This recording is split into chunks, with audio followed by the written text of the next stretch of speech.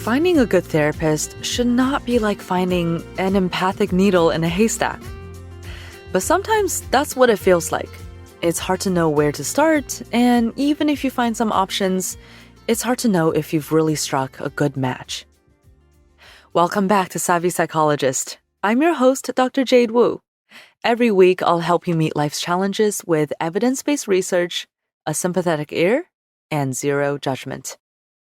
Today, we'll walk step by step through the process of finding potential therapists, including where to start looking, how to narrow down your list, how to evaluate whether someone might be a good match, and of course, how to find some affordable options. Recently, I was commiserating with a friend about how hard it is to find the right therapist. She was spending hours researching therapists near her, and even after their websites and names had begun to all blur in her mind, she was still confused about how insurance coverage worked and whose credentials matched what she really needed. Believe it or not, I had a similar experience with finding a therapist, and I'm a therapist myself. When I was looking a couple of years ago, I both felt like there were too many choices and also no good options. And that's such a shame that therapy is so elusive for so many, given its many potential benefits. It really shouldn't be this hard. You're already busy and stressed out and dealing with life drama or psychological symptoms. The last thing you need is more confusion about a process that is supposed to bring hope and change. In the end, I got lucky by basically throwing a dart at the board and landing with a fantastic therapist. But I want to help you to use a smarter strategy. So today's episode is going to walk you step by step through the therapist finding process. And just a heads up, today's episode is a little bit longer than usual, just because I got really passionate about this topic and I wanted to share everything that I know and can help you with. So buckle up, and I do hope that you'll stick with me till the end because that's where I share my best tips for keeping therapy affordable. Let's get started by just clearing up some confusion first. What's the difference between a psychiatrist, psychologist, social worker, counselor, therapist? What do these words all mean? Well, we're a pretty diverse bunch. We have different types of educational backgrounds, experiences, specializations, and of course, all these confusing letters after our names. I won't actually go into defining every single type of therapist. That would take forever. So for your goal of finding a good match, I'll just stick with the most important things to know, which are 1. If you need medication, you need to see a psychiatrist or another advanced practitioner who can prescribe and has a specialization in psychiatry. People with schizophrenia, bipolar disorder, severe depression, or other severe psychiatric symptoms should definitely have a psychiatrist on their team.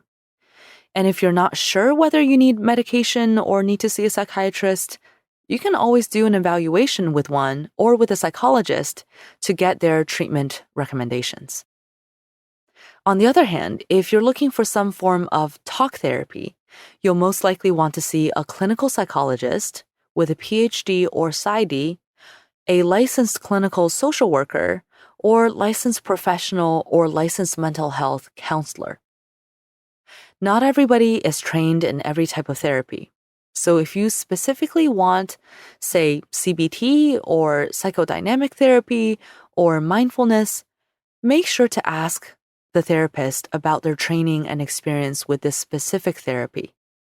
And keep in mind that just because someone's services cost more or they have more letters after their name doesn't necessarily mean that they're the best match for you. It's much more important to look at this therapist's experience, specific training, their philosophy, and all the other stuff that we'll talk about today. Okay, now you have some general idea of who you might be looking for, and you're ready to start the search. How exciting! Get a spreadsheet or notepad ready because you'll want to take notes on potential therapists as you do your search. And here's how to get started. First, with your insurance company's website. If you have insurance, definitely do this first. This is to spare yourself the disappointment of finding the one, only to realize that they don't take your insurance. So use your insurance company's Find a Therapy tool. These tools are usually well designed to filter by geographic location, therapist credentials, specialization, and even the therapist's gender. Another place to look is to ask your primary care doctor for a referral. Sometimes your family doctor is your best resource because they already know you and they may have connections with, say, great therapists who do specific types of therapy in your area. And if they've gotten good feedback on a therapist from other patients of theirs, they can make a confident referral for you. Another place to try, especially if you're looking for a specific type of therapist, try Psychology Today or Good Therapy. You may be looking for a therapist who is, say, a person of color, or speaks Spanish, or has a particular sexual orientation or gender identity.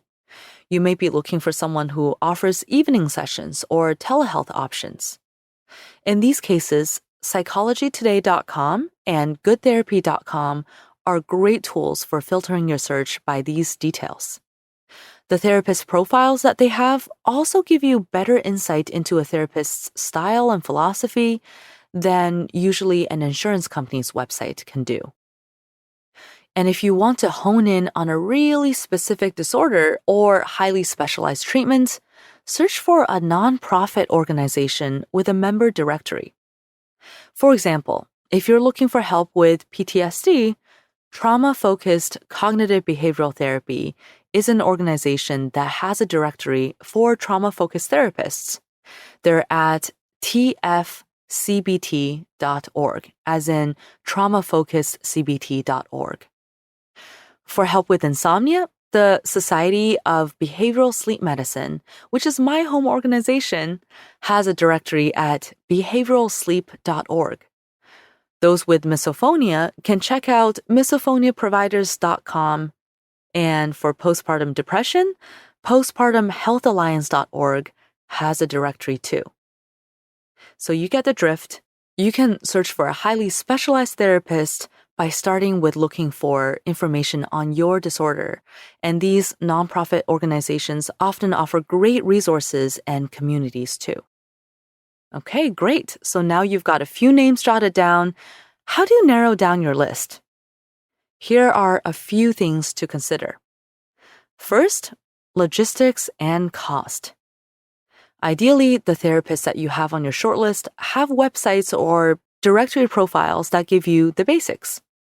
Do they take insurance? What are their fees? Where are they located?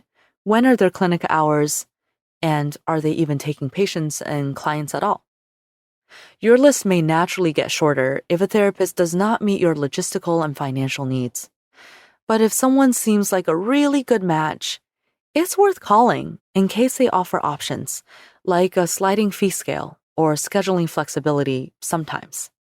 And we'll talk in a lot more detail about costs in a little while.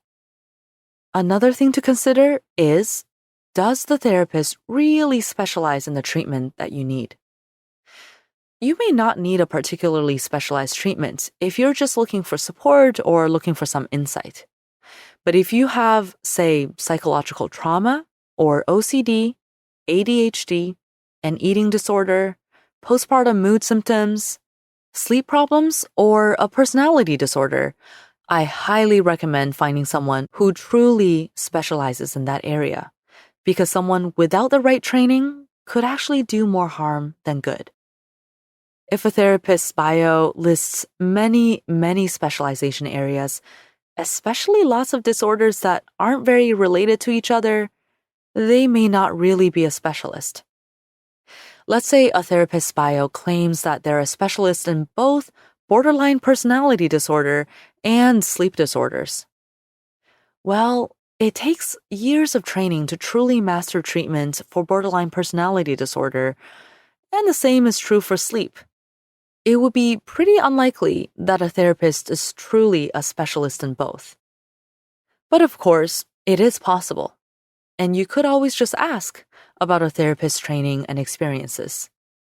You may ask something like, I noticed that you listed OCD as a disorder you treat. Could you tell me more about the type of treatment you use for OCD and how you receive training in this treatment? Now, if you've done a little background research, you might know that the treatment for OCD should be CBT, or exposure and response prevention, or ERP for short. From there, the therapist's answers will help you get a better understanding of their expertise. In addition to the therapist's expertise, you'll also want to know a little bit about their philosophy. So even among therapists with pretty similar training, there can be a big range in personal philosophy. Is the therapist all about the most cutting-edge science? Or maybe focusing on the client's strengths? Or maybe getting people out of their comfort zone? Or some other focus or some combination of focuses? Don't worry if you don't know which philosophy would be the best match for you. There's always some trial and error about this kind of thing. At this stage, it's just most important that the therapist can articulate their philosophy at all. Their website or their initial phone or email contact with you should give you an idea of their main values. And by the way, here's a quick tip. If the therapist can't seem to talk about their philosophy beyond, "I want to help you feel better," that's probably a sign to keep looking for a therapist who's a better fit for you. And one last thing to consider at this stage of your search is whether this therapist will really understand you and your experiences. A good therapist is, at their core, an empathy machine. They should be willing and able to put themselves in your shoes, or at least try their best and be open to learning from you. That being said, there is certainly benefit in many cases to having a therapist who looks like you, or has a similar identity or cultural background, or has had a similar life experience. For example, I've had patients who really just needed to be heard by someone who is also an immigrant, or a woman, or an Asian American, or a mother. Although another excellent therapist may have been just as helpful, sometimes my identity at least made these patients feel more at ease in the beginning. It's not always possible to find a therapist matching your background, but if that's available to you, I recommend trying that person first. And at this point, I want to give a special shout out to Therapy for Black Girls, an organization that specifically focuses on mental well-being for Black girls and women. They have a provided directory on their website, along with lots of good resources. I really highly urge you to check it out. We've talked about how to start your search and how to narrow down your list of potential therapists. Now it's time to dive in and do some actual therapizing, or at least a little bit of interviewing. So when all the background research is through, it's really time to dive in to a real assessment session. And here's what you should look for during your first meeting with a potential therapist. Number 1, they should explain informed consent. The therapist should give you an easy-to-understand introduction to who they are, what their credentials are, what the purpose of this first meeting is, what the rules are for confidentiality, as well as the exceptions to these rules, what their policies are, including cancellation fees, and anything else you need to know before you dive into this professional relationship. Number 2, they should ask you lots of questions. After this introductory spiel, almost everything the therapist says during this first meeting should be a question. This shows that they're focused on getting to understand you. If they're diving into significant advice giving already in the first session, something like, "Oh yeah, you should definitely break up with her," consider this a red flag. Number 3, they should also give you a chance to ask questions. So go to the first meeting prepared with what you want to know about your symptoms. What is your impression of my concerns, for example? Or do these symptoms indicate a psychological disorder? If so, which one? You should also ask about the treatment. How long do you think my treatment will last, for example? And their approach. How do you usually track treatment progress? How will we know when I'm ready to graduate from therapy?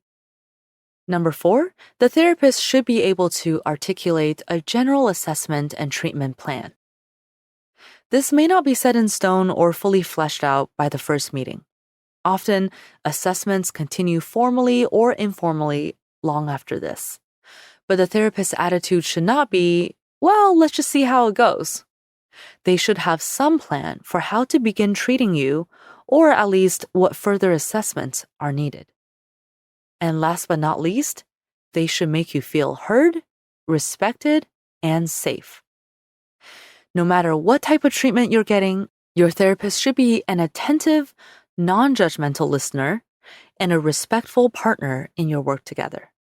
If they discriminate, dismiss, belittle, or threaten, that's an immediate deal breaker. Now, if you've met with a potential therapist and you're feeling hopeful about this person's plan and style, it's time to really dive into therapy and commit to at least a few sessions. And I say commit here because it often takes at least a few sessions to really hit the ground running, to really get into it. And sometimes you may even feel worse before things get better because you're leaving your comfort zone. So even if you're tempted to jump ship after your first few sessions, hang in there a little bit longer to reap the benefits of your hard work. Along the way, just make sure your therapist continues to be a respectful partner and can explain how and why things will improve if you stick it out. They should also keep track of your progress and be open to your feedback about how things are going. At this point, hopefully you have met your dream therapist, you've really hit it off, you're doing valuable and productive work together, you're leaving your comfort zone, you're seeing progress. That would be the ideal scenario. Don't be afraid to touch base with your therapist about things that don't seem to be working. Don't be afraid to ask questions about where things are going. Don't be afraid to voice your concerns. And if things are really not going well, or if your therapist seems really unwilling to listen to your feedback or to work with you on your goals, it's time to gently break up with that person and to move on to another therapist. This happens very commonly, so don't feel discouraged. Don't feel bad. Now, I want to focus on a topic that is really close to my heart, and I know is probably really important to you, and that is, how much will therapy cost? There is a huge range of what therapy can cost, depending on where the therapist is located, your health insurance, the therapist's credentials and specialization, the setting where they're seeing you, and a lot more. The U.S. national average is between $60 to $120 per session. But for specialists, in metropolitan areas especially, it could be upwards of $250 or even $300 per session. I don't know about you, but to me, that sounds like a lot of money and not something that I can just easily pull out of my pocket week after week. So here are some tips for finding affordable therapy. First of all, this one may seem obvious, but use your health insurance if you can. But make sure to read the fine print or call your insurance company just to make sure about copays and limits on the number of sessions covered. Also, ask your therapist or potential therapist which billing codes they use so you can ask your insurance provider if those billing codes are covered. This is getting into too much of the nitty-gritty, but trust me, there are different billing codes and sometimes they're covered, sometimes they're not, so it's good to do your homework up front. Now, if you don't have insurance or your preferred therapist is out of network, you may still get partial coverage. Ask your therapist for a super bill that you can give to your insurance company to ask for reimbursement. Another tip is that generally, psychiatrists are more expensive than psychologists, who are more expensive than social workers and counselors. If your needs will be met by a counselor, such as having supportive therapy or a specific type of problem that your counselor specializes in, definitely try starting here first. And again, just because a provider is more expensive doesn't mean they're necessarily a better match for you. So do your research on different types of providers, on the treatments that you need, and see which provider is trained in that treatment or which provider has the best philosophy or style match for you. Another tip for affordable therapy is to check with your employer or HR department. They may offer free mental health benefits to you and even your family members with, say, an employee assistance program or a therapy reimbursement program. So talk to your HR representative just to explore this option. Another one of my favorite tips for affordable therapy is to find a training clinic.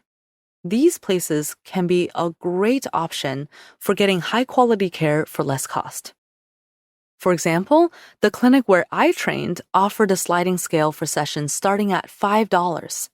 And my patients were getting care from not just me, the students, but also my highly qualified, world-class, multiple $100s per hour professors. So to see if there's a training clinic near you, look up clinical psychology, social work, or counseling graduate programs at universities close to you. And then you can check out their website or call the program to see if they have a training clinic. And lastly, research studies are also great opportunities to get therapy for free. You will likely even be compensated a small amount of money for your time. If you live near a university or academic medical center, this institution likely has a website specifically for finding active research studies. And you know what? Even if you don't live near a university or academic medical center, do some research anyway for places that are somewhat near you, maybe in the next town or next county over. That's because in these days of telehealth, you may be surprised at how able you are to participate in research studies without being physically near the institution. All right, now you know all about finding a good therapist for you. Hopefully, this advice comes just in time for your New Year's health and wellness goals. If you've had particularly good or bad experiences in your therapist search, do let me know so I can collect more tips to help others. Together, let's democratize mental health care and make it as accessible as possible. Thank you so much for joining me for this last original episode of Savvy Psychologist in 2020. I am so happy to be wrapping up this year with you all, and I wish you all a wonderful holiday season and a fantastic, bright start to the new year. Let's continue our conversation on social media. Tell me how you felt about 2020. Tell me how you're looking forward to 2021. You can find me on Facebook and Twitter. I'm at QDT Savvy Psych. I'm also at Jade Wu PhD. We can also keep in touch through the Savvy Psychologist newsletter, where I'll send you psychology tips and news right to your inbox. Savvy Psychologist is audio engineered by Steve Rickeberg and edited by Karen Hertzberg. As always, Savvy Psychologist is strictly for informational purposes and does not substitute for mental health care from a licensed professional. Thank you so much again for joining me. Happy New Year and happy holidays. I'll see you next week and next year for a happier and healthier mind.